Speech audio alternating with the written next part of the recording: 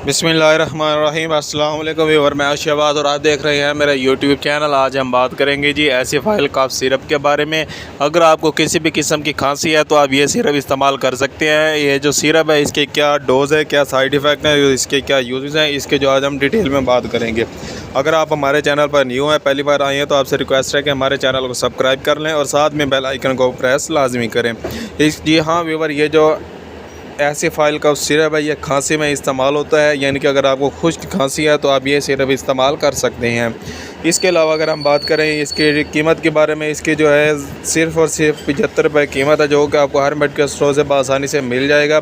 अगर हम इसके साइड इफ़ेक्ट की बात करें तो ये सिरप इस्तेमाल करने से जो आपके सर में दर्द हो सकता है, आपको मोशन लग सकते हैं या फिर कब्ज़ हो सकती है। ये जो एसिफाइल सिरप है ये जो है आपको खांसी में के लिए बहुत ही ज़्यादा मुफीद है। इसके अलावा जो है अगर आपको ब्रोंकाइटिस जो है प्रॉब्लम है, इसमें भी जो है बहुत ही ज़्यादा ये मुफीद है।